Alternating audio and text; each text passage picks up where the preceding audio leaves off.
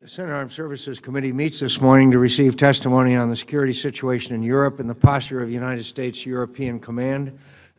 We're pleased to welcome back General Philip Breedlove, the Commander of the United States European Command and Supreme Allied Commander Europe.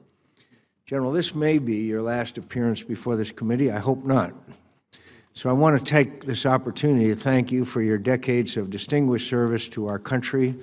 Probably most distinguished was your tour of duty in Arizona. But anyway, I am very grateful for your candor in alerting Americans and Europeans alike to the threat posed by Russia, which is growing significantly worse. Unfortunately, you have sometimes been a lonely voice, but you've always been an impactful voice. This committee relies upon the candor of our nation's senior military commanders. I believe your colleagues, as well as your successor, should profit from the example of your leadership. We certainly have.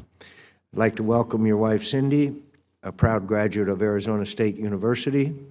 She has been a strong advocate for Air Force and military families, especially concerning education.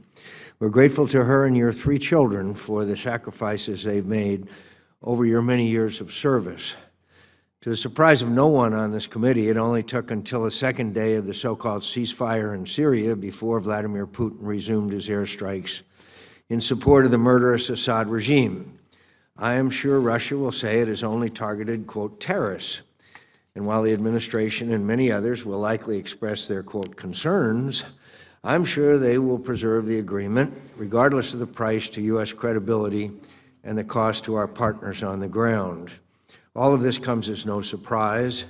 We know why Mr. Putin agreed to a cessation of hostilities when he did, and it's no accident that he violated that agreement when he did. This is the same movie we've been watching in Ukraine for 2 years. Russia presses its advantage militarily, creates new facts on the ground, uses the denial and delivery of humanitarian aid as a bargaining chip, negotiates an agreement to lock in the spoils of war, and then chooses when and where to resume fighting. This is diplomacy in the service of military aggression, and it's working because we're letting it. In Ukraine and now in Syria, Putin has been learning that military adventurism pays. The only deterrence that we seem to be establishing is over ourselves. Indeed, 2 years after Russia invaded Ukraine and annexed Crimea, the administration has still not provided Ukrainian forces with the legal assistance they need to defend themselves, and which the Congress has authorized. And now we may be starting the cycle once again. In recent weeks, fighting in eastern Ukraine has intensified. Russian shelling and small-scale skirmishes have increased. Russian tanks have been moving to support the separatists. And Russian forces conducted a snap military exercise near Ukraine in the Caucasus in February. The ceasefire in Ukraine, which was coordinated to begin precisely as Russia readied its intervention in Syria, now appears increasingly tenuous. And of course, Russia still has not lived up to its obligations under the so-called Minsk II agreement. But with the fighting in Syria capturing the headlines, Putin has succeeded in diverting international attention from his invasion of Ukraine.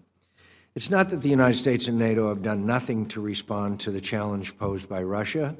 It's that none of the actions we have taken thus far are adequate to the scope, scale, and seriousness of the challenges Russia presents to our national security and to the international order.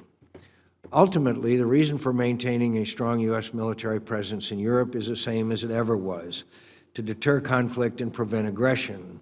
But we must revisit the question of what it will take to achieve this goal when confronting a revisionist Russia that is undergoing significant military modernization and that is willing to use force not as a last resort, but as a primary tool to achieve its neo-imperial objectives. In short, the United States and NATO need to prepare ourselves to deter and, if necessary, defeat Russian aggression, whether it's in the nuclear, conventional, or hybrid domain. Vladimir Putin views nuclear weapons as an integral part of his strategy to reestablish Russian dominance in the former Soviet Union. To increase the credibility of NATO's nuclear deterrent, we must continue the ongoing modernization of U.S. nuclear forces and ensure that NATO's nuclear deterrent forces are survivable, well-exercised, and increasingly ready to counter Russian nuclear doctrine, which calls for the first use of nuclear weapons. As General Breedlove has pointed out, the current U.S. force structure in Europe and its underlying resourcing is predicated on the mistaken policy of what he terms, quote, hugging the bear. But while some may try to argue otherwise, Putin is not a security partner. General Breedlove, we look forward to hearing what steps you think are required to rectify our force posture and resource deficiency in light of Russia's modernized conventional capabilities, especially in its anti-access area denial network from Kaliningrad to Crimea to the Eastern Mediterranean Sea. In the realm of hybrid warfare, we are unfortunately playing catch-up. In areas such as information operations and cyber warfare, we have been bested by Putin's propaganda machine and his army of trolls and hackers. Again, under the misguided premise that Russia is a partner, we have let our intelligence on Russia's tactical and operation capabilities languish. This has made countering hybrid tactics through effective attribution all the more difficult.